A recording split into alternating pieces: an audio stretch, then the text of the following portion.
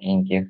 So, mag-start na tayo. So, ang aming report is dalawang part. So, yung unang part is construction equipment operations and maintenance. Then yung sunod is construction manpower safety. So, start na tayo dito sa una, which is the construction equipment operations and maintenance. Ah, Today pag-usapan natin yung tungkol sa maintenance management at kung bakit ito mahalaga sa construction industry. Mahalaga ito kasi nakakatulong itong mabawasan ng biglang pagkasira ng equipment, maiwasan ng aksidente sa site at masisiguradong gumagana ng maayos ang mga gamit natin. Actually, yung topic na 'to is parang refresher lang ng ilang parts sa course training na nadaanan niyo na or ng iba sa inyo. So, kung may natutunan kayo dun is, magagamit niyo rin yun dito. So, para maging epektibo ang maintenance management, may ilang strategies na ginagawa tulad ng una is paggawa ng equipment inventory, pagsali ng operation at maintenance team sa proseso, pagsunod sa manufacturer guidelines at pag-implement ng preventive maintenance. Kapag maayos ang training ng personnel at naangkop ang maintenance plan sa actual site condition, mas matagal ang gamit, mababawasan ang gastos at magiging smooth ang operation ng construction projects.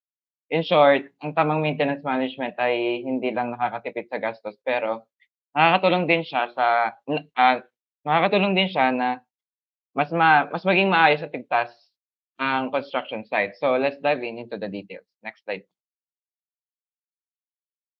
So, ang ating construction operations means, marami siyang description. So, yung una is yung building and structural work. Kasama dito ang construction, renovation, repair, extension, demolition at dismantling ng buildings at iba pang structures.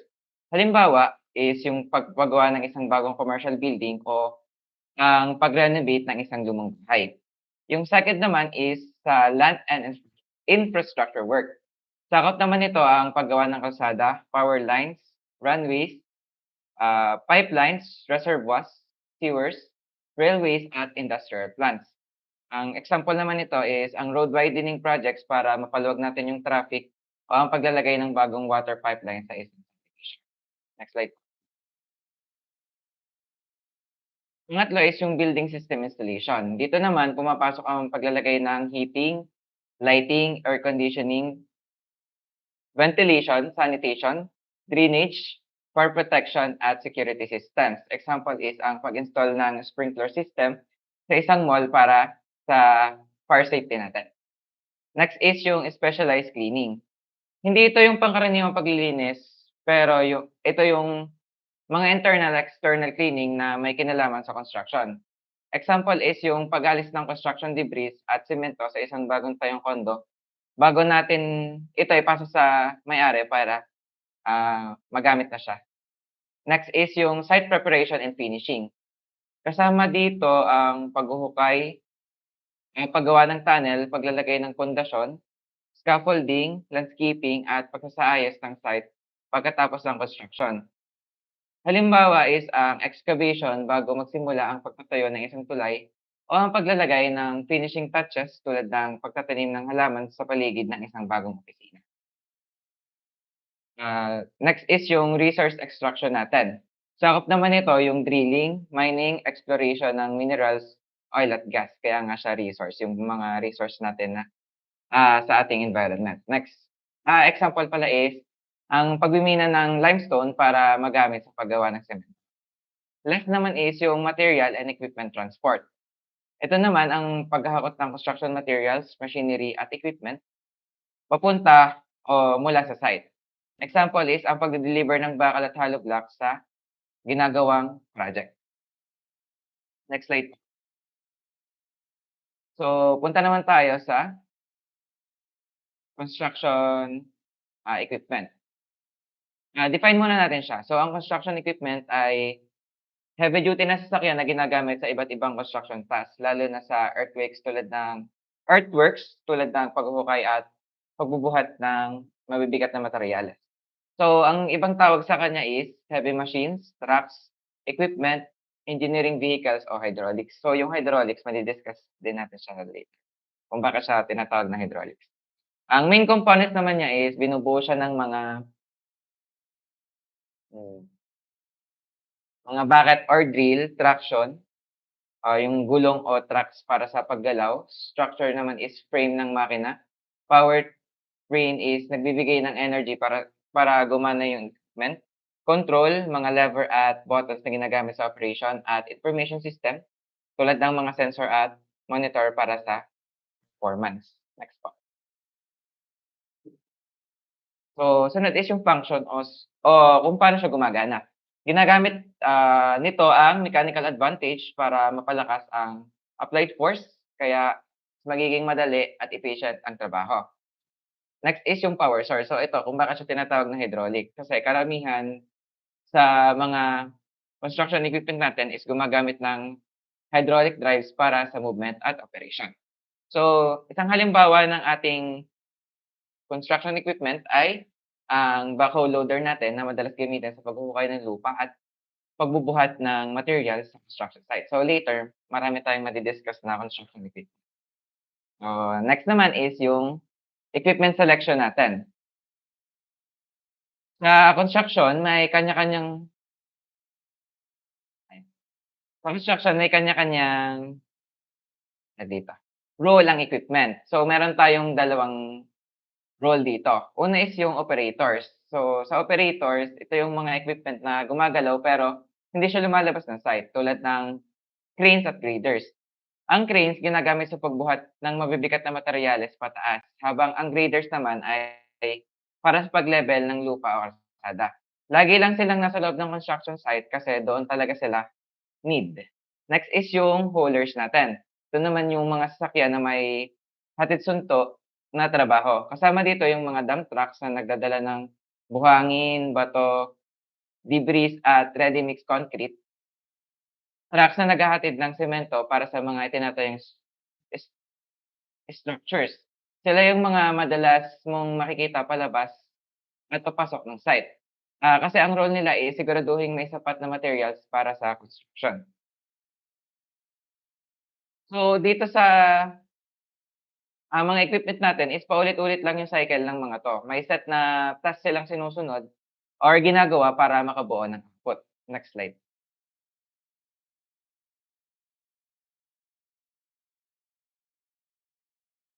So, one of the most important tasks in the pre-construction planning process is ang equipment selection. Sa equipment selection, meron tayong mga considerations o mga dapat isaalang-alang. First is yung prefers standard equipment when possible. Ah, Standard equipment naman yung parang kino-consider natin dito. Mas maganda kung pipili tayo ng equipment na madalas gamitin sa industry. So, bakit? Kasi mas madaling hanapan ng parts kung kailangan ng repair at masanay na ang mga operator sa paggamit ito. Halimbawa is sa halip na sobrang specialized na crane, mas okay na yung karaniwang ginagamit sa construction para walang hassle sa maintenance. Next is iko-consider natin ang performance versus yung cost niya. Hindi porket mura kukunin agad. Kailangan balanse yung presyo sa quality ng performance. Mas okey kung kayang gawin ng equipment ang trabaho ng mabilis at maayos, pero hindi naman siya sobrang mahal sa operation. Halimbawa is kung gagamit ng excavator dapat pipiliin yung matibay pero hindi sobrang magastos sa fuel or sa fuel consumption. Next slide po. Pangatlo is yung iko-consider natin ang production cost. Bukod sa pagbili ng equipment, isipin din yung gasto sa bawat unit ng output na magagawa nito. Halimbawa, kung pipili tayo ng concrete mixer, mas sulit kung kaya nitong makagawa ng maraming concrete mix, sa shorter duration ng time at hindi malakas sa kuryente o gasolina. Next naman is yung madaling ayusin sa or yung easily repairable with minimal downtime. So sa construction, 'di ba kaya tayo tawag dito, nagsi-CPM kasi mahalaga yung oras para sa'tin. Kasi sa construction, puhunan natin yung oras kapagka na medyo na-delay, so malulugi yung, project. Kaya dapat piliin ng equipment na hindi palaging may sira at madaling ipaayos kung sakali. Halimbawa, kung ang ang bulldozer mo ay may piyesang mahirap hanapin, baka matagalan ng repair at ma-delay ang proyekto. Next naman is should be easy to resell or dispose. So, yung mga equipment natin, hindi natin siya panghabang buhay na mga gamit. Kaya mas okey kung may market value pa rin ito kahit lumang model na para puwedeng ibenta o ipalit sa, mas bagong equipment. Halimbawa, ang yung backhoe is, kilala natin siya na matibay at parang maraming bumibili ng second hand. So, mas magandang investment siya ah, sa construction natin. Next is must meet most job requirements. So, parang sinasabi natin dito is swak siya sa mga, requirements sa trabaho.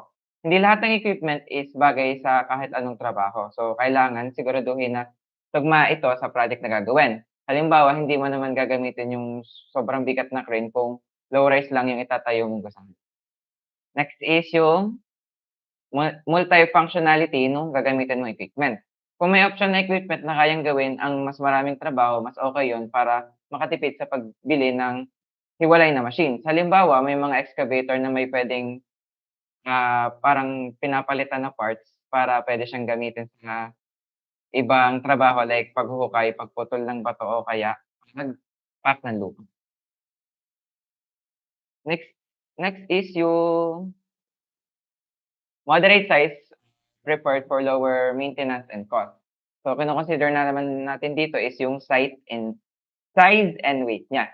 Hindi ibig sabihin na mas malaki is mas maganda kasi meron tayong mga iba't ibang type ng trabaho. May mga trabaho tayo na ginagawa sa masikip na lugar, meron namang ginagawa sa, parang wide or luag. So, halimbawa is kung nasa isang masikip na site ka, mas okey na compact equipment yung gagamitin tulad ng mini excavator kasi mas, makakagalaw siya dun sa construction site na yun. Next slide po. So, next is yung heavy equipment operation natin.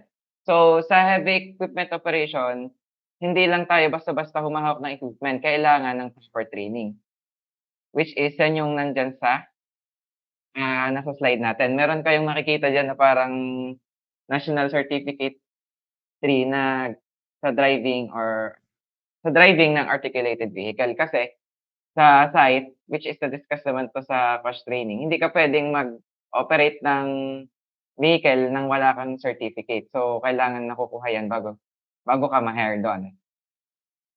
So bakit siya kailangan? So, para matutong mag-operate sa industries tulad ng trucking, earth moving at construction. Next slide po. So, paano siya natututunan? So, sa training is may hands-on training sa shop at mismong site, kasama ang pag-operate, maintenance at pag-ayos ng equipment. So, nasa baba is yung mga key focus areas o yung mga dapat mong matutunan kapag nag-training ka.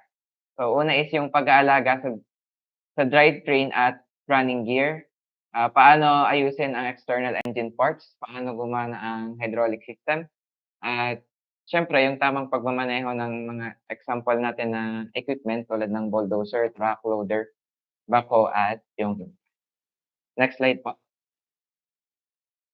So, punta na tayo sa mga iba't ibang equipment natin. So, yung una is yung mga earth moving equipment. So, ano nga ba yung mga earth moving equipment? Sila yung malalaking makina na madalas nating nakikita sa construction site. Sila ay ginagamit para, maglipat ng lupa, bato, mga putik at iba pang mabibigat na materyal. So, kaya nga siya earth moving equipment kasi parang niya yung part ng gate natin. Kumbaga sila yung panghakot at panghukay ng mga bagay na hindi kayang gawin ng tao ng mano-mano. Karaniwan sila yung ginagamit sa paghuhukay ng lupa, pagle-level ng site at paglilinis ng debris bago magsimula ang construction.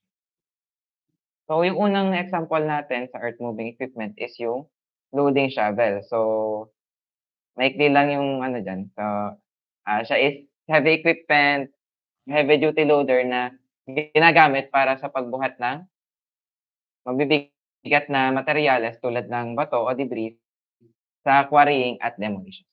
Next one po is yung excavator. So, ang excavator is heavy equipment na may mahaba siyang arm at parang bucket sa dulo. Ginagamit para sa paghuhukay ng lupa o bato or demolition ng mga lumang structure.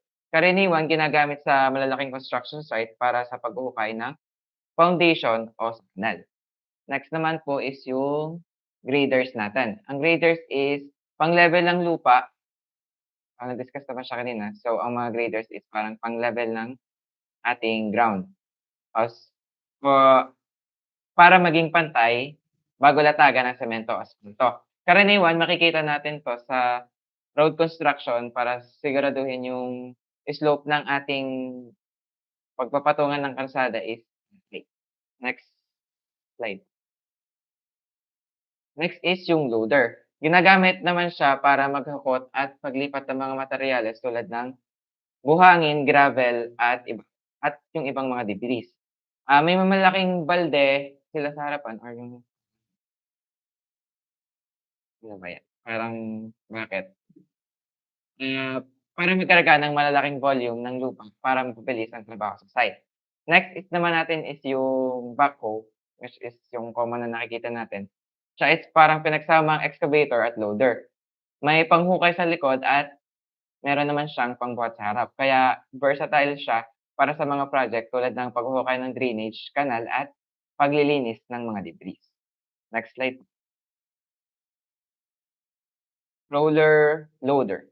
So, loader na may track wheels sa halip na gulong kaya mas stable siya sa madudulas or mapuputik na lugar. Maganda siyang gamitin sa mga site na hindi pantay ang mga terrain. Next is yung bulldozer natin. So, siya is, strong pero mabigat na gamit, kasi composed siya ng malalaking bakal, sa harapan para itulak or idig ang lupa at mga bato. So, karaniwang ginagamit sa land clearing, road construction at pagtatanggal ng matitigas na, parang mga blockage sa site natin. Next slide. So, last po natin na earth moving equipment is first is yung ditcher or trencher. So, espesyal siya sa paghuhukay ng makitid pero malalim na hukay. Karaniwang ginagamit para sa paglalagay ng tubo, drainage system o mga cables natin sa ilalim ng lupa. Last natin is yung scraper. Ginagamit naman siya sa malalawak na lugar para humakot, magbuhos, at magpantay ng lupa. Karaniwan itong ginagamit sa roadworks o land grading project. So, yung mga earth moving equipment natin halos magkakamukha siya. Pero, magkakamukha din merong mga equipment na parang multifunctional siya kaya kapag nakikita natin yung mga features na halos parang magkakamukha tsaka kaya nalilito tayo. So, next reporter po natin is si Mr. Ken Charles Aberian para ituloy po yung ating report. Ayan, thank you, CJ. Let us now discuss the different types of construction vehicles and equipment commonly used in the industry for transporting materials, handling loads, and carrying out essential construction tasks. First po ay ating construction vehicles. Una yung ating tipper. This is a specialized vehicle used for transporting and loading materials. It features a large open box container that tilts backward to dump the materials at the desired location. These are commonly used in road construction and mining operations to move large amount of construction materials efficiently. Tippers are ideal for carrying aggregates like sand, gravel, and stones. They are designed for quick unloading, kaya ito pong ating tipper ay efficient for large-scale construction projects. Next po ay ang ating trailer. It is a large vehicle used for transporting heavy equipment, building materials, or debris to and from construction sites. This can be either flatbed or enclosed trailers, where yung flatbed po ay yung makikita natin na nakapresent na walang cover pero may laman po siyang construction vehicle. And yung enclosed po, edi yung may cover po dahil possible na ang kine-carry nitong heavy equipment ay sensitive depende sa weather condition. So using this vehicle will ensure a timely delivery for crucial equipment needed sa ating construction activities. Next slide po.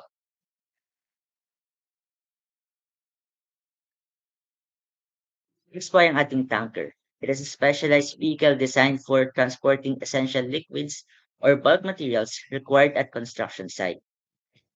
It is often used to carry water, fuel, cement, or chemicals needed for construction process para maging smooth po ang ating operation. And para sa ating construction vehicle, same po ang function nito sa ating tipper na designed for transporting and unloading materials like sand, gravel, and debris within the worksite, pero mas smaller po ito sa tipper. It is mainly used for short distance transport within confined areas katulad ng ating tunnel na hindi kayang daanan ng ating tipper. So ayun po, to summarize ang ating four construction vehicles, each type has a specific purpose. Tippers and dumpers for transporting and loading materials, trailers for heavy equipment, and tankers for liquid essentials. Their proper use enhances project efficiency and minimizes delay. Next po. Now let's move on to material handling equipment. Next slide po. First ay yung ating crane. It is a tall metal structure with a long horizontal arm used for lifting and moving heavy objects. Cranes are essential for high-rise construction and bridge building projects as it allows materials to be lifted to great heights. While yung ating conveyor naman po is a fast and efficient mechanical system for automatically transporting loads and materials within a construction site. It helps reduce manual labors and speed up the movement of bulk materials like sand, gravel, and cement. So, dahil dito po, yung conveyors ay nakatulong para ma-ensure yung continuous material flow sa construction process. Next slide po. Next po ay ang ating hoist. It is a handling equipment used for lifting or lowering a load or material by means of drum or wheel lift. Hoists I commonly used in scaffolding and construction sites to lift building materials to higher floor safely. It also prevents workplace injuries since mami-minimize po yung manual lifting of heavy loads. Therefore, may improve po yung safety and productivity on multi-story construction sites. Next po ay ang ating forklift. It's a powered industrial truck designed to lift, move, and transport heavy materials over short distances. Forklifts are widely used in warehouses and construction sites for moving heavy loads efficiently. So, yun po ang ating material handling equipment. Next slide po. Next po ay ang ating construction equipment. Next slide po. First, ang ating concrete mixer na familiar naman po ang lahat dito na it is a machine used to mix cement, sand, gravel, and water to form concrete. Concrete mixers are essential in producing high-quality concrete for construction. They ensure precise mixing ratios, which improve the durability of structures. And dahil nga po machine yung ginagamit natin dito, marireduce po yung human error pag nagmi-mix at dahil doon may enhance yung overall strength, workability, and longevity of the final concrete stock. Next po ay ang ating compactor. It is used to compress soil, gravel, sand, or asphalt to create a stable and dense surface. It prevents future settlements issues in roads and foundations by eliminating air gaps in the material. Compacting ensures that soil and asphalt surfaces are solid enough to bear heavy loads without shifting or cracking. Next slide po. Next ay ang ating road roller. It is a heavy vehicle used to compact freshly laid asphalt, eliminating air voids and achieving optimal density. This ensures a smooth and durable road surface that can withstand heavy traffic over time. And yung ating paver po, it is a machine used to lay asphalt or Portland cement concrete on roads. bridges, and parking lots while spreading the material evenly and providing initial compaction. It ensures na yung ating thickness po ng road surface ay even lang at yung smooth po yung finishing. So, pavers also improve the durability and appearance of road. The materials will be distributed evenly and marireduce pa po yung possible maintenance sa pagtagal ng ating road. Next slide po. And finally, let's mention some other tools and equipment used in construction. Next slide po. Meron po tayong water pump. Water pump ay ginagamit natin para i-remove yung mga water sa construction site para ma-ensure na yung yung ating construction site ay dry and safe ang paggagawa natin. Next po ay yung air compressor na it supplies compressed air for various tools such as yung nasa picture po natin na jackhammer na nakakatulong para ma-breakdown pa yung mga debris from demolition work nila. Next ay yung handrail na alam naman ng lahat na used for making holes in different materials like wood, steel, or even concrete. Next ay yung grinder, from the word itself, grinder. It is used for grinding, pwede rin sa cutting and polishing materials sa construction. Next slide po. Next po ay ang ating saw na used for cutting wood. Tapos sandblasting gun na used to clean surfaces by blasting fine sand particles at high speed. Ginagamit po natin to pag yung dumi po ay hindi na talaga kayang matanggal sa pagbabrush or sa pagpunas lamang. And next po ay ang wrench na ginagamit natin for tightening or loosening nuts and bolts. And finally, yung ating hammer na ginagamit for driving nails and pwede rin pang-break ng objects. So overall po, itong part ko ay mahalagang maintindihan dahil itong mga construction vehicles and equipment ay napakahalaga para ma-ensure natin yung efficiency and safety sa construction projects. Makakatulong po yung paggamit ng tamang equipment para yung ating construction projects ay maging matapos natin efficiently, safely, and with high precision po. And that's all for my part. I'm now giving the floor to Ashley. Thank you po.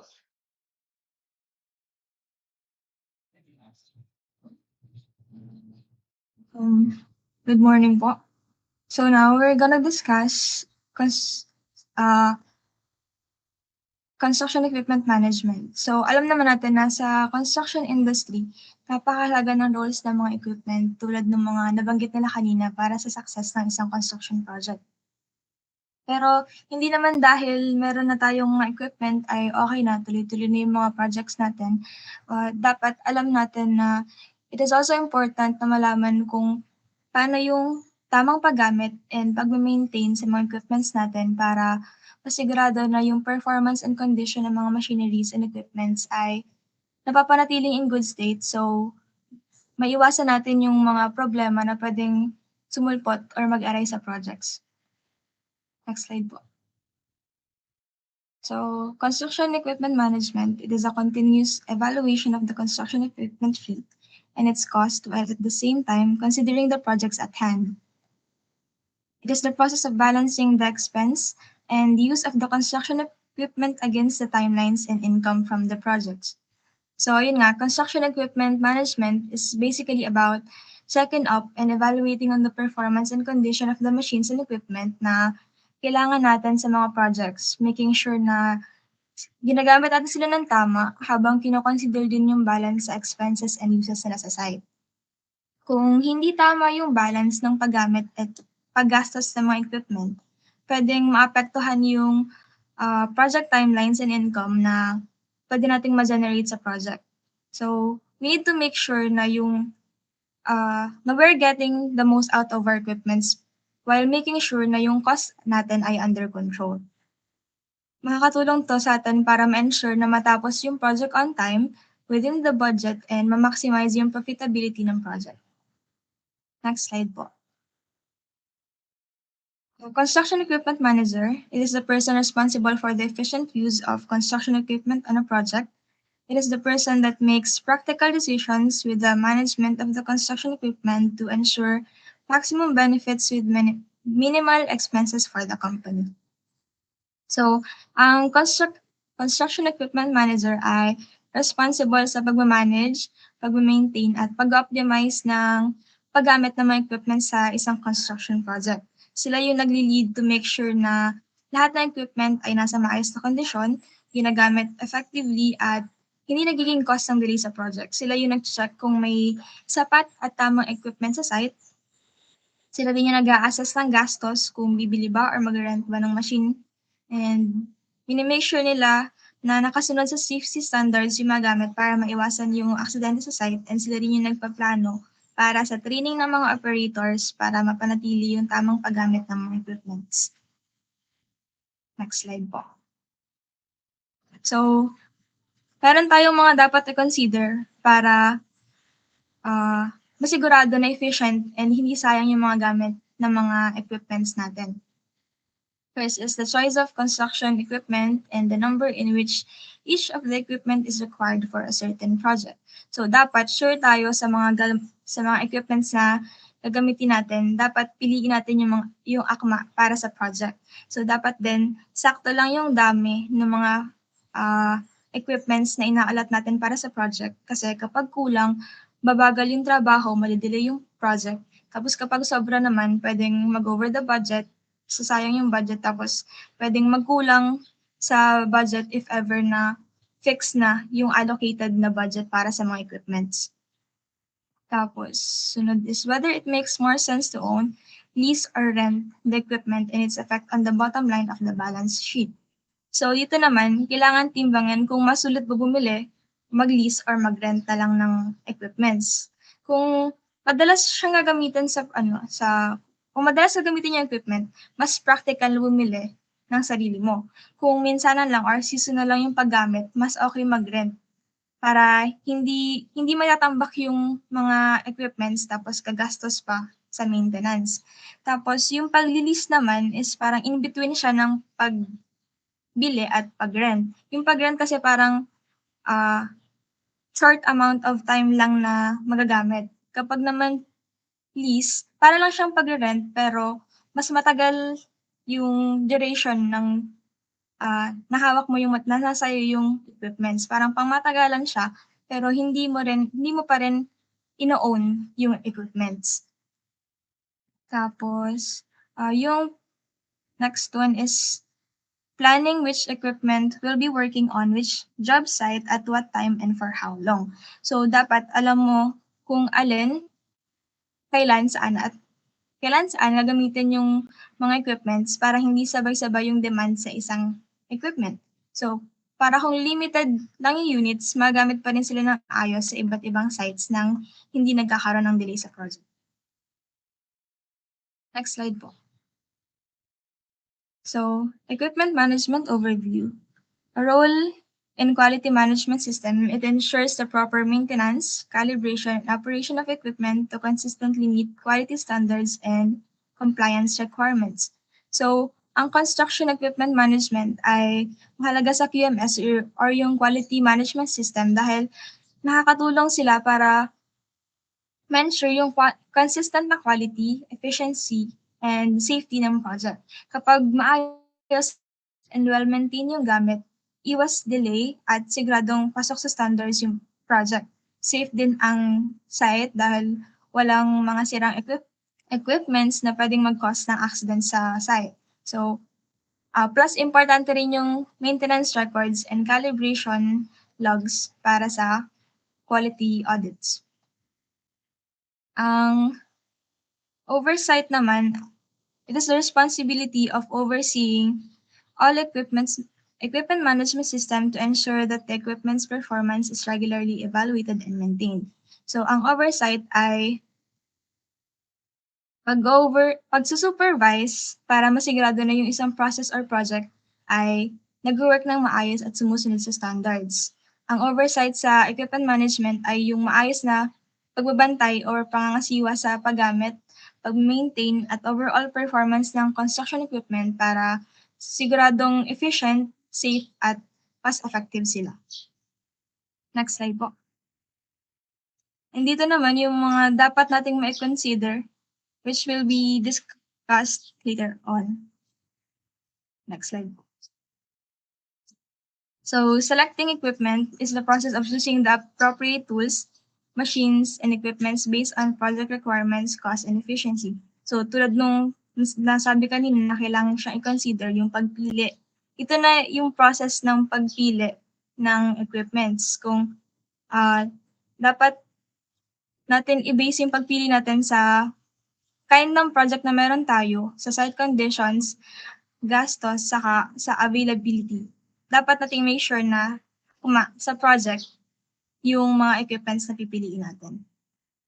Yung for equipment naman, just obtaining the necessary machinery or tools through purchase, lease, or rental to fulfill the project or operational requirements. So, parang ito yung procurement phase sa mga equipments. Dito, kapag nakapili ka na ng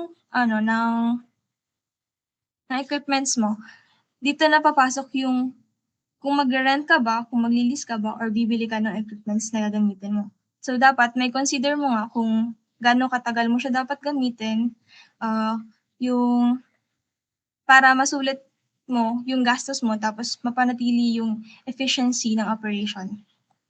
So, installing equipment naman, so after mo mabili or after mo ma-obtain yung equipments, it is time para ma-set up na yung machines and equipments dun sa specified location na paggagamitan mo sa project.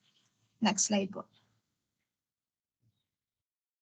So after installation, dito na ito-test yung mga equipments kung fully operational ba sila, kung wala bang errors dun sa pagkakakabit, and dapat ma-check din kung tama ba yung mga pagkaka-install sa kanila. So, dito sa after installation, papasok na rin yung equipment calibration and function checks wherein dito sinasuri or chine-check yung mga makina or equipments para masigurado na tama and accurate yung performance nila para maiwasan yung errors habang ongoing yung operations para mapanatili yung quality and masigurong pasok sa standards yung construction.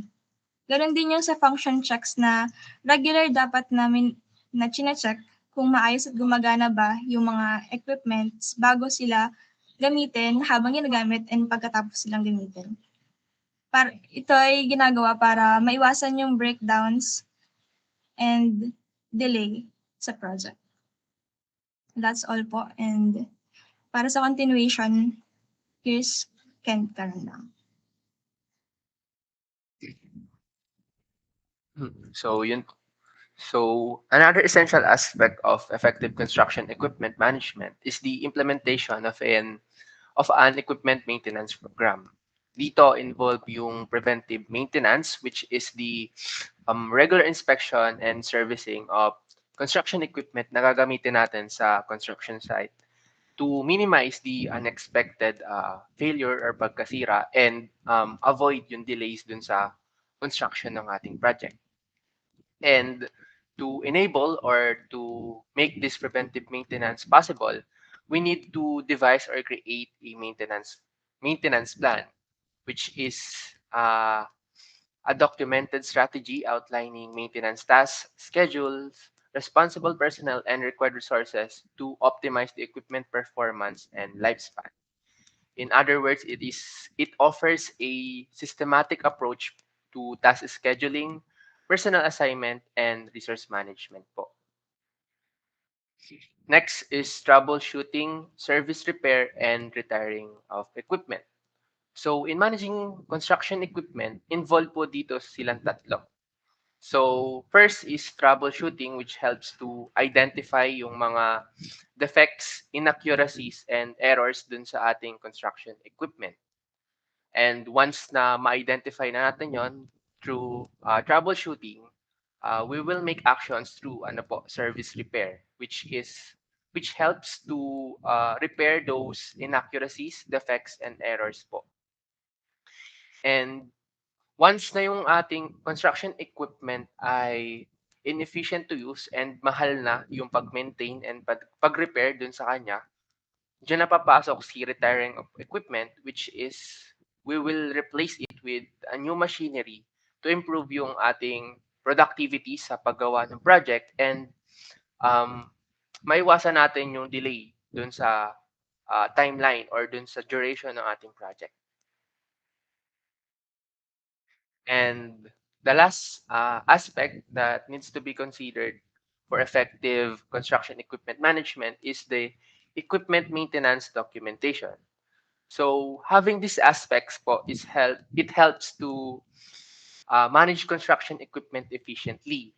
It is mostly done through the development of documents and policies, which helps to ensure and organize tracking of equipment usage, maintenance, and repairs po. And aside from the development of documents and policies, recording maintenance information is another way for doing equipment maintenance documentation. This helps to monitor the performance, schedule servicing, and make decisions to whether to extend kung extended pa ba yung lifespan ng ating equipment and ma-reduce din yung mga failures. Ayun. So that concludes yung about construction equipment management. So before we end that, let's have a short summary muna or recap about that. So construction equipment management is defined as a continuous evaluation of equipment and fleet costs. It is also the balancing of expenses with project timeline and income.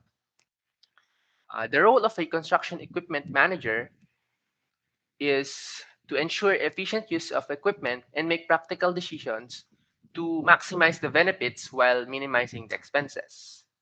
So equipment management overview is it ensures the proper maintenance, calibration, and make sure that the construction equipment to be used is within the compliance for the required for the construction project. So for effective construction equipment management, there are 5 things need to be considered. First is the selection and acquisition of equipment, which is the choosing of the appropriate tools, machines, and based on the project needs, cost, and efficiency. Also, dun sa pag-acquisition or pag-acquire naman ng equipment, it is done through procuring via either purchase, lease, or rental. And dito, nakapaloob din yung proper installation and preparation ng ating mga equipment before it is used. So, the second one is the equipment calibration and function check. So dito, it is the adjustment and the verification of equipment accuracy to ensure the functionality before the full operation use. So dito, chine-check natin yung ating equipment bago natin siya gamitin para ma-make sure natin na ito ay nagpa-function ng tama and maiwasan din natin yung errors kapag gamit nun during construction or yung paggawa natin. Next is the implementation of a maintenance program, which is this is done through preventive maintenance, which is the regular inspection, servicing, and repairs of construction equipment para maiwasan nga uli yung failures. And ito ay and to do this is kailangan muna natin mag-devise or mag-create ng maintenance plan natin. Okay. So, may isa pa po pala. So, next is the troubleshooting, repairs, and equipment retirement. So, dito, it is more on the identification and the fixation of yung mga malfunctions, error, and inaccuracies ng ating construction equipment. And yun nga, once ma-identify uli natin yon, gagawin na natin yung service repair, which is to restore the functionality ng ating mga construction equipment. And once na we are unable to fix it or mahal na yung repair and inefficient na rin naman at the same time gamitin, doon na natin siya i-retire or i-dispose and replace it with a new machinery. And last is the maintenance documentation, which is the establishing guidelines for record keeping and maintaining logs of inspection, repairs, and equipment history for reference and compliance for the future no pagme-maintain ng ating construction equipment. So that concludes yung ating construction equipment management. Now here is Mr. Jens for the construction equipment and machinery maintenance.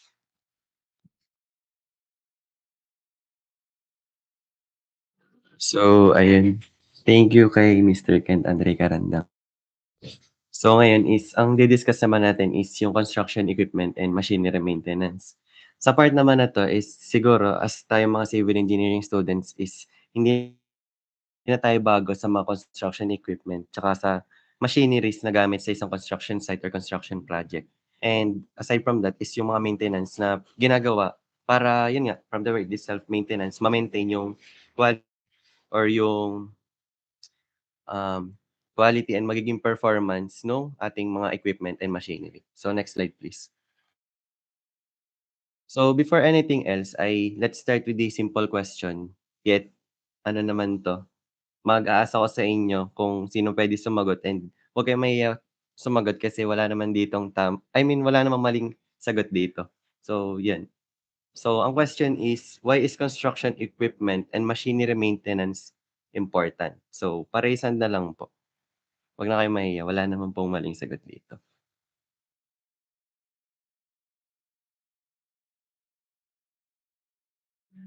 Kapag wala nag-raise ay magtatawag na ako. Ayun, Mr. Magno. Since crucial na part po ang mga equipment and machinery sa ating construction projects, mas maganda kung lagi po natin sila ma-maintain and kung meron man pong slight na mga sira ay mare-repair agad para mabawasan po natin yung mga sudden interruptions sa tuwing masisiraan po sa mga equipments and machinery para hindi rin po maudlot yung flow ng ating construction project. Yes, thank you Mr. Magno. So mag-a-add ata si Mr. RG. So go Mr. RG. Another reason po bakit mahalaga yung maintenance ng machinery and equipment kasi po, paano po, hindi na po ulit tayo bibili ng panibagong equipments po kasi yun po ay matik po. Magkakos po siya ng more expenses po para po sa atin and para po dun sa mismong construction company or kung sino man po. So thank you Mr. RG. So last one tayo, sinong hahabol? May nakita ko nag-raisean kanina kasabay ni Mr. RJ, si Mr. Jobin sa ata.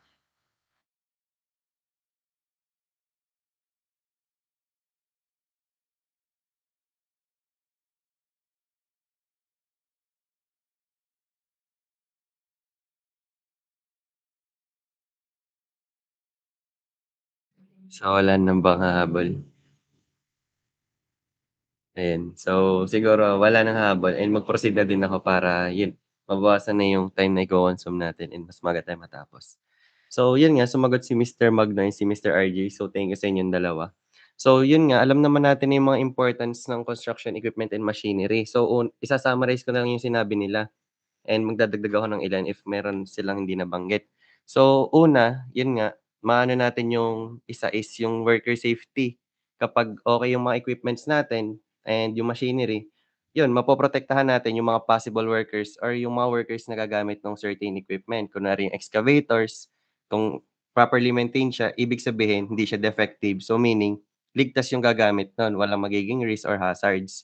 So sunod is, kapag regularly na-maintain yung ating mga equipment and machinery is magiging efficient or ayos yung magiging performance nun. So, kapag ayos yung performance, doon napapasok yung mababawasan yung mga probability ng delays, project delays, or kaya yung mga downtime na sinasabi natin sa isang construction project.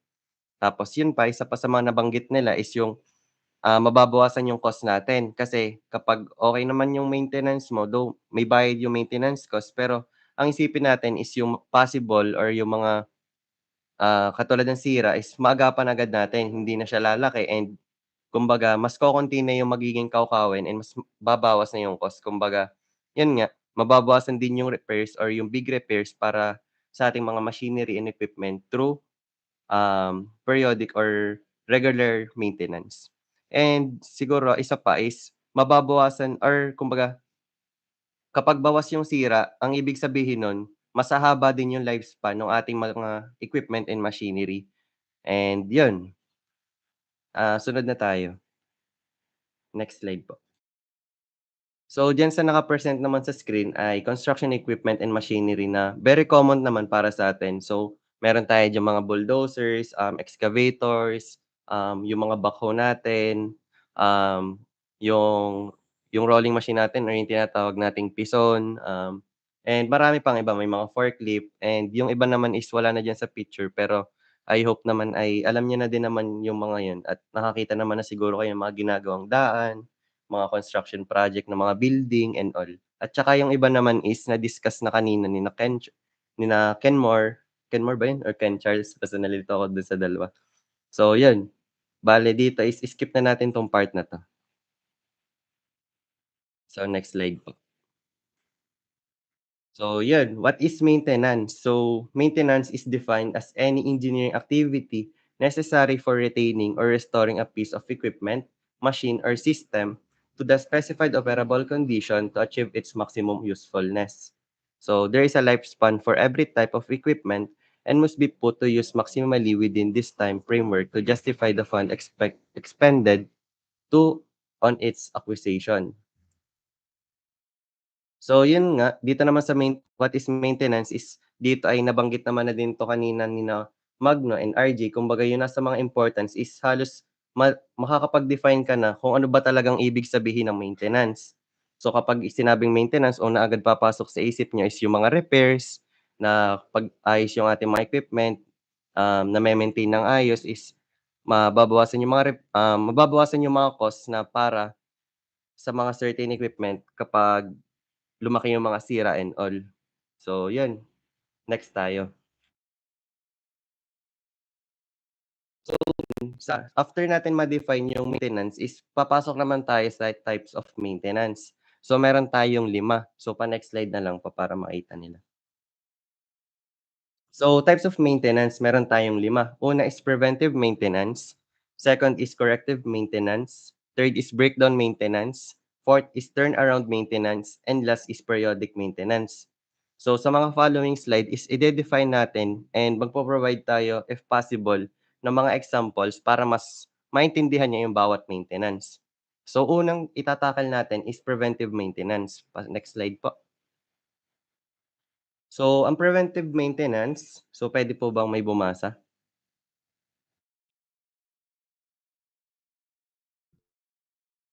Yes, Allen. Preventive maintenance, an art or method of carrying out maintenance work on equipment to prevent breakdown of the equipment.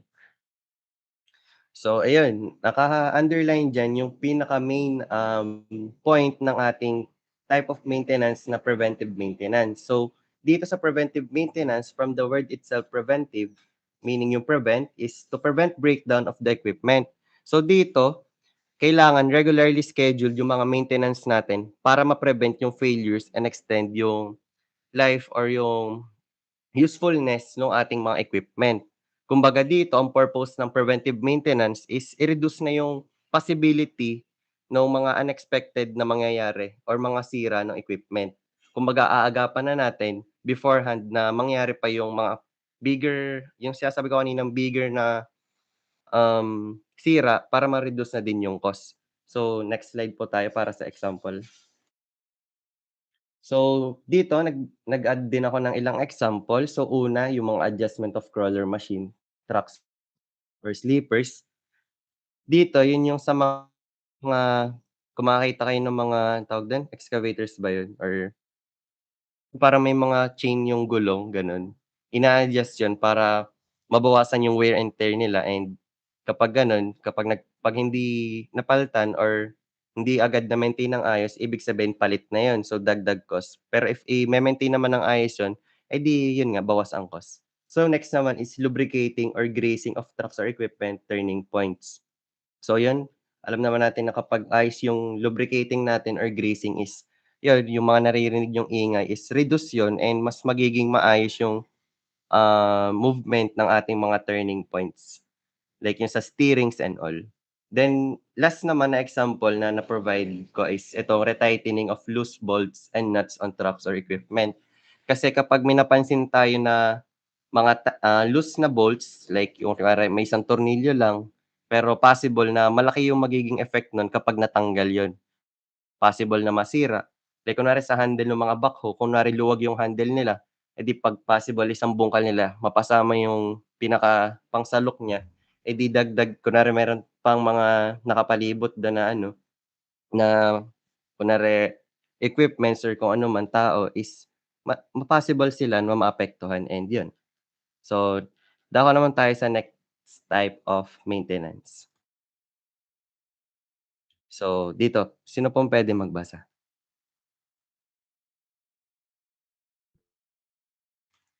Yes, Mr. Abe. Corrective maintenance, a type of maintenance that is undertaken to detect, isolate, and rectify a fault so that the failed equipment, machine, or system can be restored to its normal operating state. So, yan. Dito kagaya ng mga nauna is nag-ha-highlight na ako dito ng key points para mas madali natin ma-identify kung anong type siya ng maintenance. So, dito sa corrective maintenance, it is undertaken to detect, isolate, and rectify a fault or yung sira sa ating mga equipment or machinery.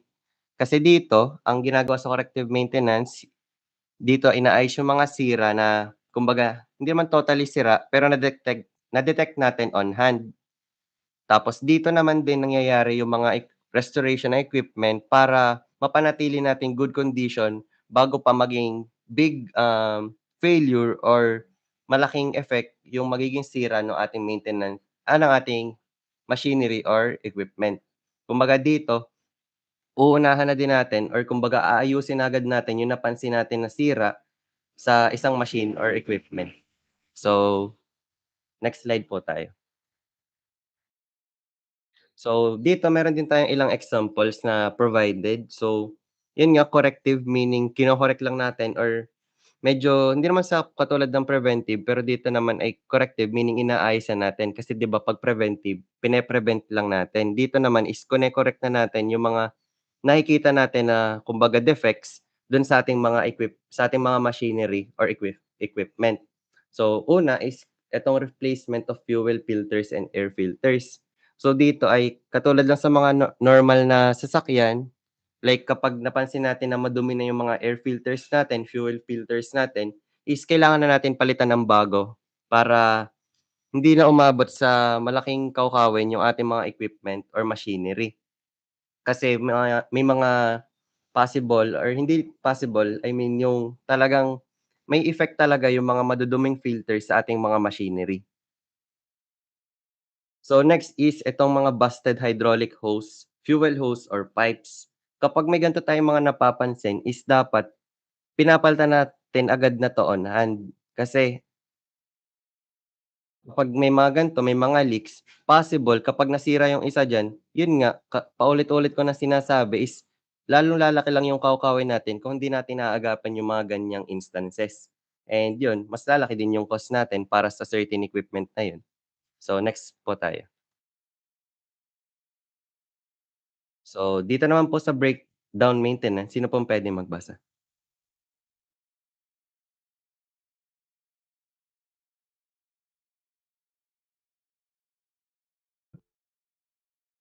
Yes po, Miss Pamela. Breakdown maintenance, a type of maintenance that is carried out on field machines or equipment. This is usually carried out to bring the machine back to its functional state or working condition. So yan, sa breakdown maintenance, it is carried out on field machines or equipment. So kung napansin niyo medyo nakakalito yung description siguro ni corrective at ni breakdown kasi parehas silang may inaayos na kumbaga failure or sira. Pero ang main difference nilang dalawa is that sa corrective maintenance, hindi pa siya yun yung totally sira. Kumbaga, may part siya na sira pero hindi pa siya nga totally sira. Like minor sira pa lang. Kunwari yun nga, yung mga hose is leak pa lang. Leak pa lang. Pero dito sa breakdown, kung i-relate natin yung mga ganong hose, kumbaga dito sa breakdown, butas na yon and sira na. So yun, meron tayo dito atang example para mas malinawan din tayo. So pa-next slide po. Ay siya wala. Wala pala ako nailagay. So yun, dagdag ko na lang din dun sa ating sa ating breakdown maintenance. So yung mga ganong type ng maintenance ay nape-perform yun only sa mga equipment na totally sira na. Kumbaga ginagawa yung ganong maintenance kahit sinabing maintenance, pero totally para naman siyang repair, ginagawa yun para kumbaga maibuhay or mabuhay natin muli yung mga equipment. Kunwari, kung ire-relate natin siya mga sa sasakyan, kumbaga yun ay restoration na. Kumbaga hindi na naandar yung sasakyan, pero ang gagawin natin, aayusin natin yun para mapaandar muli and magamit ulit. So, ang purpose naman nung kanina is to get the equipment back in working condition after a failure. So, yun. So, dito naman sa turnaround maintenance, so, pabasa po.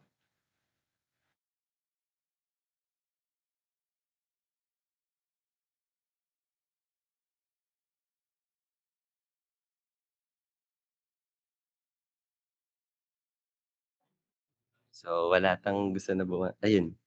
Yes, Mr. Ivan.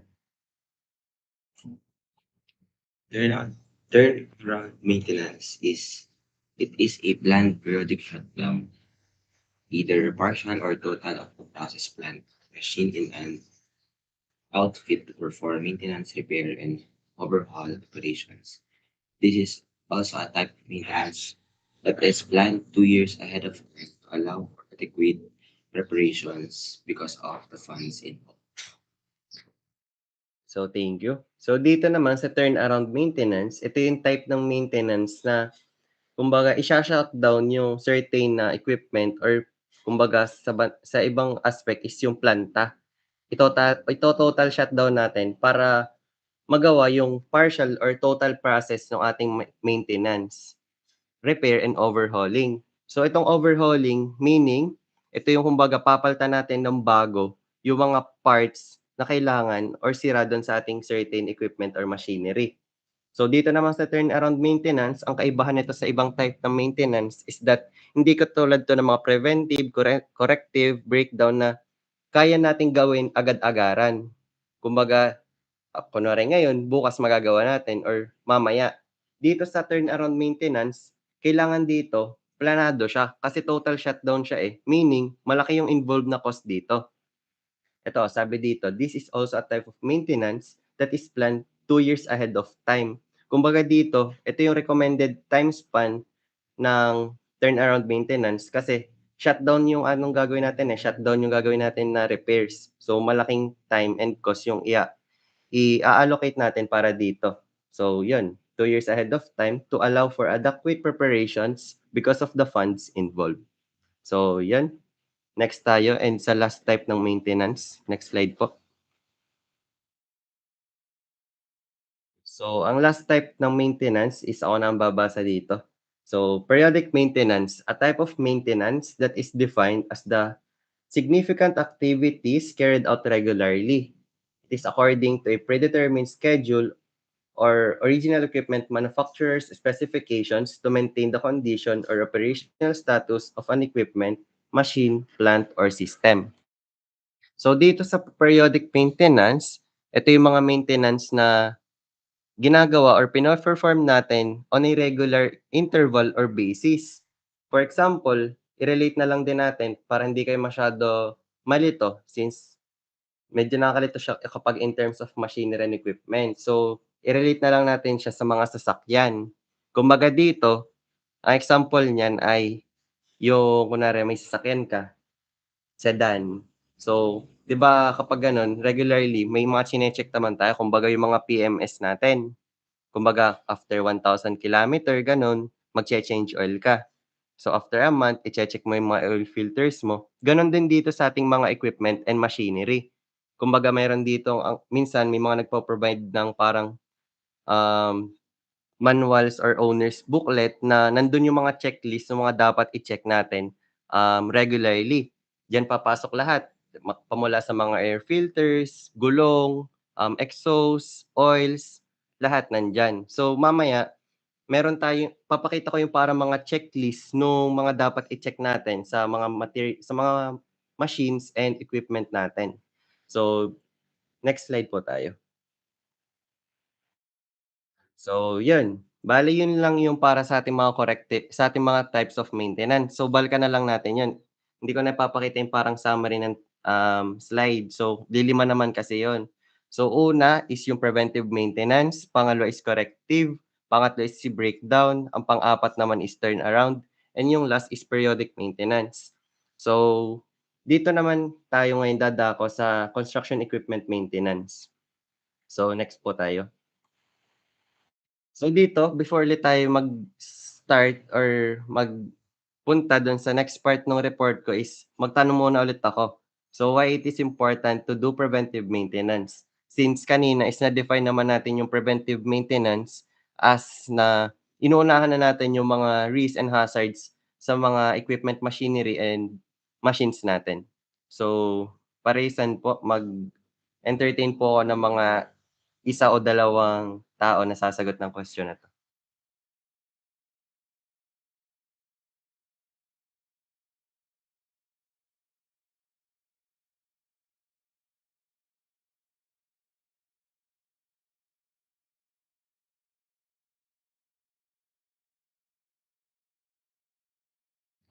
So, 'pag wala pong nagsagot or nag-raise hand ng for the next 30 seconds ay magtatawag na po ako.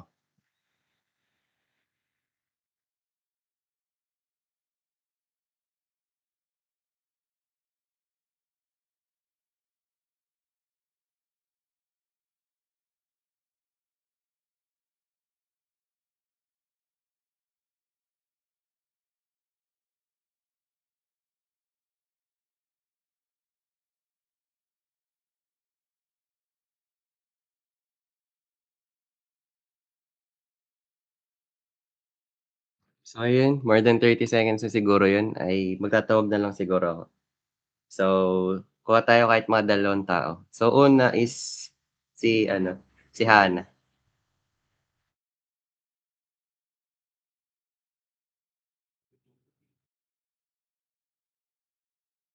Miss Hana Jubel, nandiyan ka po? Audible po. Yes, audible. So, sa tingin ko po important po na mag-ano ng preventive maintenance kasi nakaka-help po siya para po makapag-avoid ng unexpected failures and para po hindi na po need ng mga repair cost po sunod po. So ayan, thank you. So isa pa, ang isa siguro is si Kenly.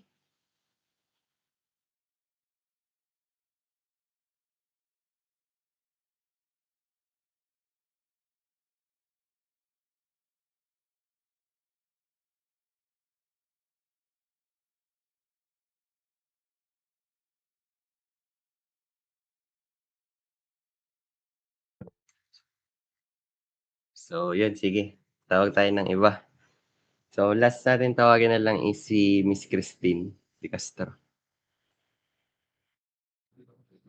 Ayun, importante ang preventive maintenance dahil sabi mo nga kanina, cost saving siya, tsaka nakakapag-extend siya ng lifespan ng kahit ano, if ever. Na machinery, pwede rin ng mga equipments, and lalong-lalo na importante siya para sa safety ng lahat ng nagtatrabaho. So ayan, thank you Miss Christine. So, base sa mga sinagot ni Hana at tsaka ni Christine ay tama at nakikinig talaga silang dalawa sa mga report ko and sa ibang reporter. So nakikita natin na nakikinig talaga sila.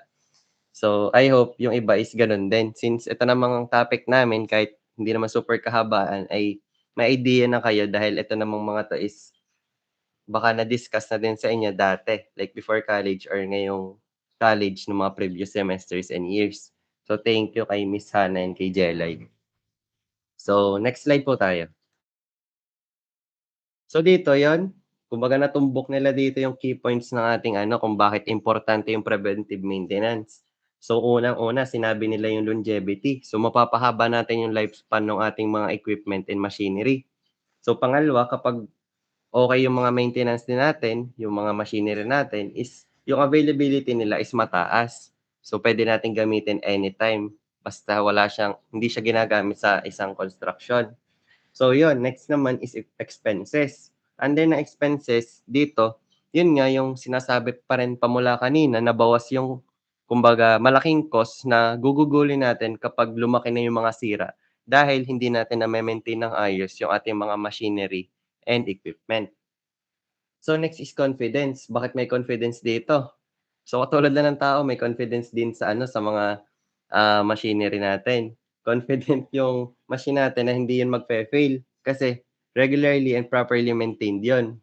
So, next naman is sa safety. So, yun nga kapag properly maintained and regularly maintained, meaning safe gamitin yung mga equipment and machinery natin. Hindi tayo mangangamba na may mga tao na madadamay or casualties kapag nasira or may nangyari sa mga machinery and equipment natin. So, and last is yung litigation. Ano bang ibig sabihin ng litigation? Dito, ito yung process ng pag-take ng mga legal action. Dito, nakakapag-comply sa litigation yung mga equipment and machinery natin kapag properly maintained and ayos yung ating mga equipment. Kasi dito, mababawasan nga yung lahat ng mga risks and hazards na dulot ng mga hindi properly maintained na mga equipment and machinery. So, yan. Next po tayo. So, what should a preventive maintenance cover? So, meron ditong 3. So, pabasa na lang po.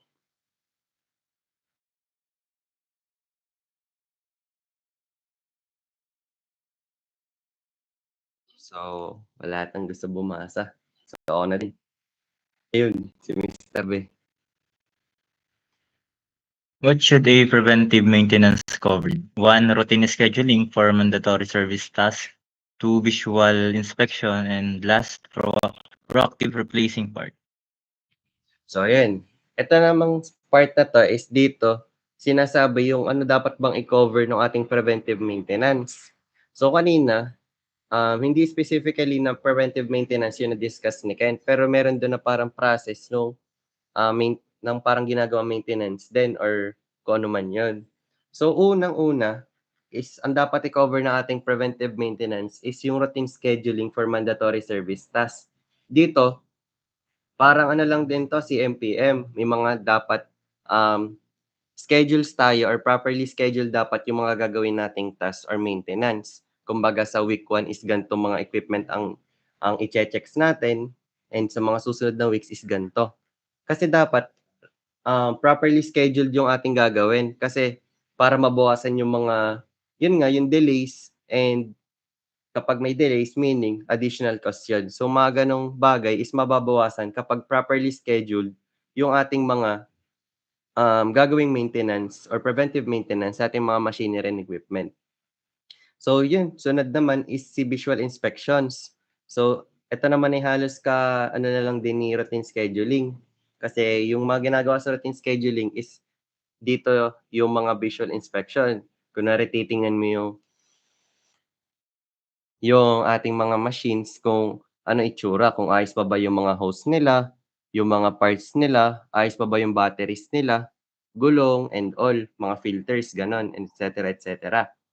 So sa last naman is kapag okay or kung hindi naman nagpass sa visual inspections yung ating mga parts, is doon na tayo tutungo sa proactive replacing ng parts. Kasi kapag sinabi naman maintenance, yun naman ay hindi ibig sabihin kapag nag-maintain ka is may papalitan ka. Meron namang aayusin lang. Kaya kapag napansin natin na ang isang machinery or equipment ay kailangan ng parts na palitan, dapat palitan na agad talaga natin yun para ma-ensure natin yung quality and performance ng ating machinery and equipment. So next slide po tayo. Itong next slide is dito naman yung ating mga heavy equipment maintenance checklist. Dito naman ay hindi lang specifically heavy lang. Kumbaga ito naman ay pwede na din in general sa ating mga equipment, machinery, and machines. Ganun. So next slide po tayo. Ito naman po ay hindi ko na super iikayin dahil ito naman ay may pictures and alam naman natin ang mga yon. So ipe-present ko na lang with yung kung anong tawag sa mga yon. So Ken, pa-ready na lang, sundan na lang ako sa mga babanggitin ko. So, yun. Thank you, Ken. So, next slide po. So, una, ito ay mga dapat i-check natin kapag nag-undergo tayo ng maintenance. So, una is batteries. So, hindi ko na 'to i-elaborate kasi alam naman natin na yung mga impacts sa mga ganyan. So, sunod ay belts. Kapag yung may mga maingay, dapat palitan ng mga yan or kaya kailangan natin i-lubricate or i-grease. So, next tayo. Para makakain na din tayo lunchtime. So, next, body. Titingnan natin kung may mga defective ang parts. Kunwari dito sa dump truck. Paano kung yung isang part pala dyan ay sira na, di mamaya habang nagta-travel ka ng mga buhangin or graba, mamaya nasira na. So, may mga nalamay pang innocent peoples, di ba? So, sunod is brakes. Alam naman natin na ang importansya ng brakes. Dapat i-check yan. Kapag wala tayong brakes, edi yun, bugs. So, next tayo. So, next is yung mga radiator or transmission coolant natin. Dito naman, medyo dagdagan ko lang, sa radiator or transmission coolant, kailangan natin ma-maintain kung ayos ba yung mga coolants natin. Yung kumbaga, ito naman ay coolant levels. Mapapansin natin to. Kapag binuksan natin yung kumbaga radiator or transmission cap, pag napansin natin na konti na or mababa na yung level ng mga coolants natin na nakalagay dyan, kailangan natin dagdagan yon.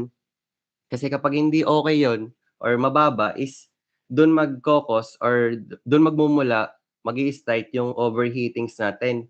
And yun, maapektuhan na yung ibang parts ng ating makina.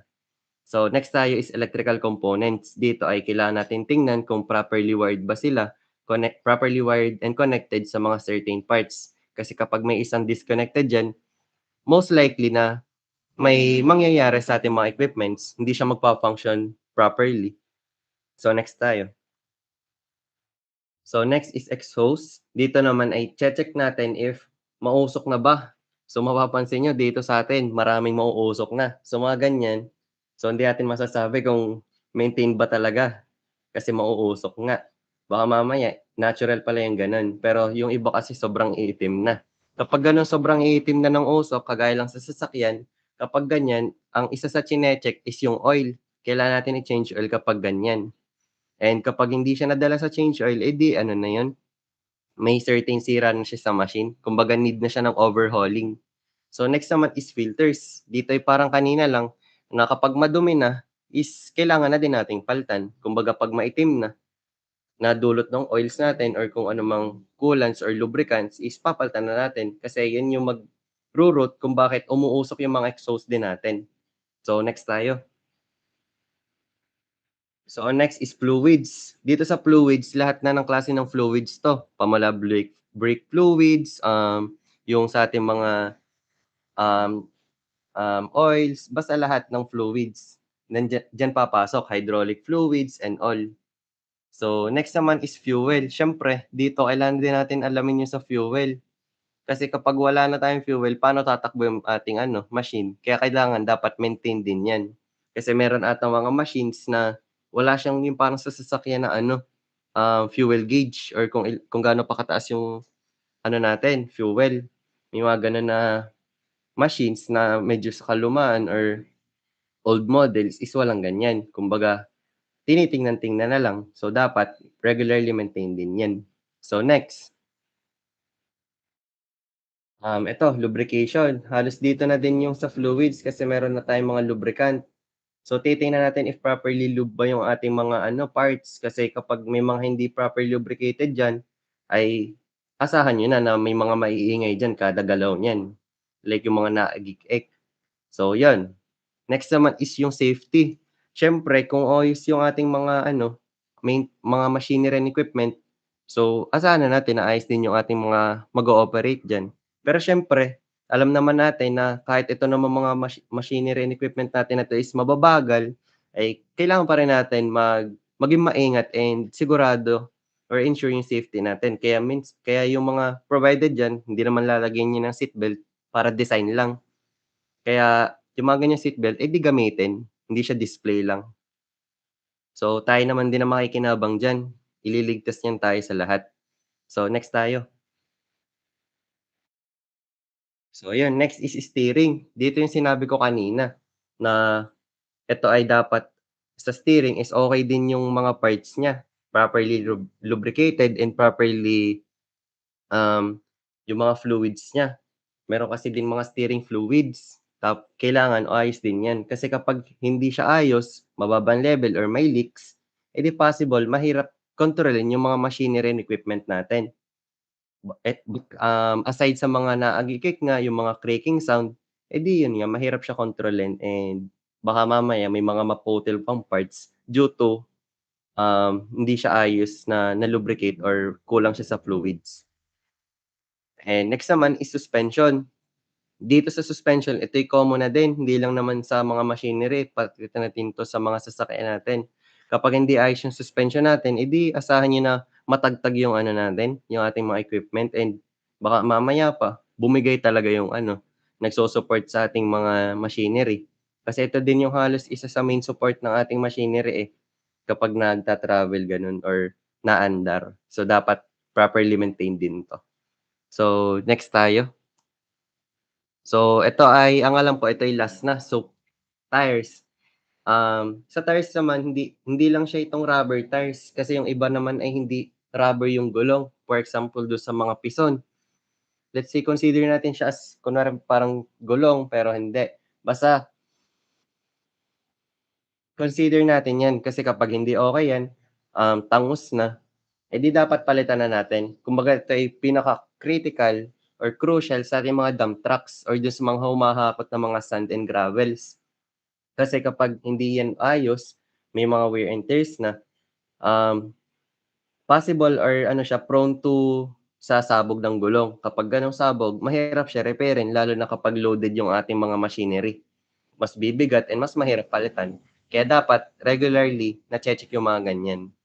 And so, yun. Next slide po tayo. So, bale, yun yung mga checklist ng ating mga gagawin. Checklist ng mga materials or parts ng ating mga machinery and equipment na dapat chine-check natin. Yung mga ganun is, kailangan hindi lang ngayon natin chine-check. Kailangan bukas, sa mga susunod na araw, basta regularly natin chine-check para maging maayos and maging efficient yung ating mga machinery and equipment. So, that's all po. Thank you for your attention and yun lang po para sa group namin, sa topic pong ito.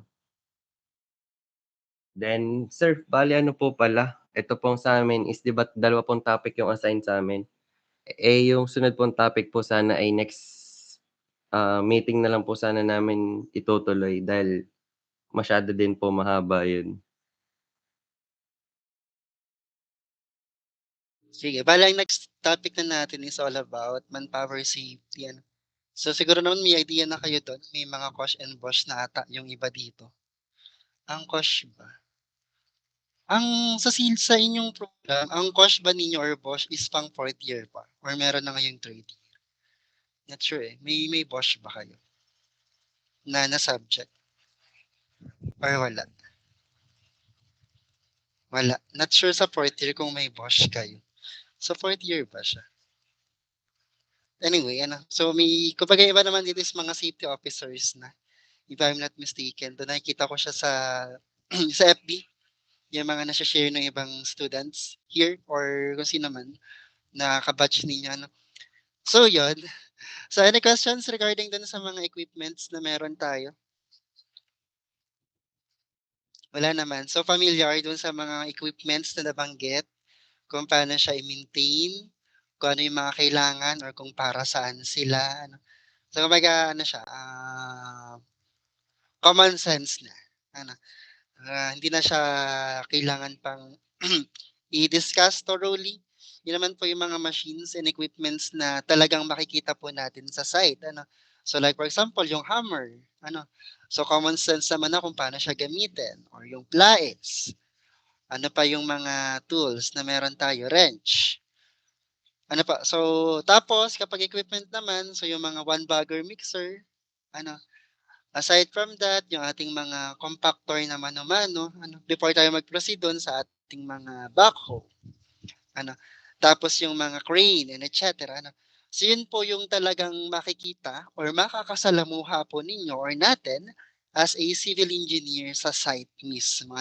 Yun po yung mga makikita natin. And good thing na na-discuss kanina yung about sa certificate. Like for example, kung mag-ooperate, may mag-a-apply po sa ating operator. Like for example, operator po ng backhoe, operator po ng crane, or operator po ng roller compactor, or kung ano man po yung mga heavy equipment na meron po tayo sa site. So way better po na na-check po natin yung certificate po nila. Kumbaga, yung certificate naman na po na yun, so sabi nga kanina, so it was discussed naman po sa Bosch or sa Kosh. So kailangan po siya para at least alam po natin na maalam or may idea si manpower or yung tao po na yon kung paano po i-operate yung certain equipment na gagamitin po niya sa site. So na-discuss naman po siya kanina. So isa po yun sa mga requirements ng mga operator po natin, yung national certificate na meron or dapat meron po sila nung NC3. Kanina NC3 yung nakalagay diyan. So National Certificate 3. So nakadepende or nakalagay naman po doon kung anong equipment yung kaya nilang i-operate.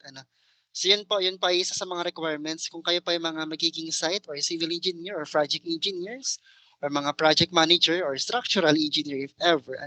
So just in case po na may mga manpower na mag-a-apply for that, so isa po yun dapat sa titingnan po natin as requirements po nila para at least makapag-operate or alam po natin na may idea sila kung paano po siya i-operate. Aside from that, dapat may idea rin po sila kung paano po siya i-maintain.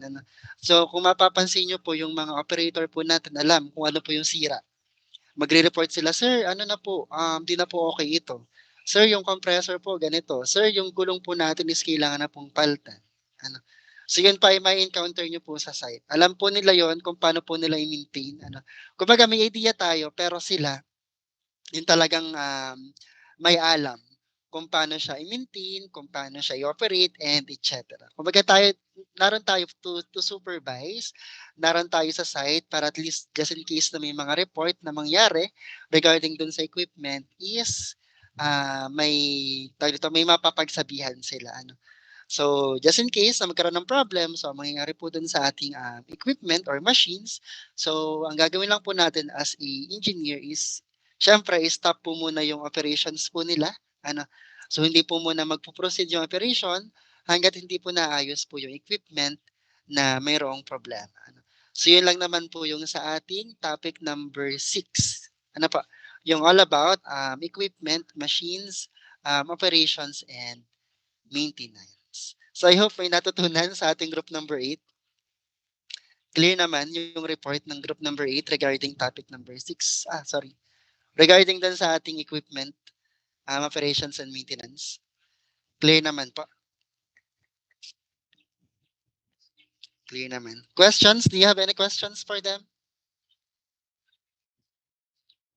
Walang questions, So yun, so sabi naman po ng group number 8 is yung next topic nila will be reported sa Wednesday. So yun pa is 7 to 9. So siguro kahit mga 7:30 na tayo mag-start para at least makapag-breakfast muna kayo if ever. So sa Wednesday, mag-start na tayo by 7:30. So mag-breakfast muna yung iba before pumasok sa Meet or sa Gmeet online. So para at least may energy sa Wednesday. So kung wala na pong questions, so yun po yung ating equipment, maintenance, and operations. Yung ating topic number 9. No. Topic ano ba yun? Hindi ko natanda yung ating syllabus. So yun po yung unang part ng report po nating group number 8. And then yung second part po nila is all about manpower safety. Yun pa i-discuss po sa Wednesday. So yun, so it's already 11:47. So meron pa tayong 13 minutes. So kung wala na pong question, so yung 13 minutes, so ibibigay ko na po yun sa inyo para at least makapag-prepare po kayo, makapag-lunch, makaligo before po umattend ng OJT orientation later. So kung wala pong questions, that's all po muna for today and class dismissed po. Thank you.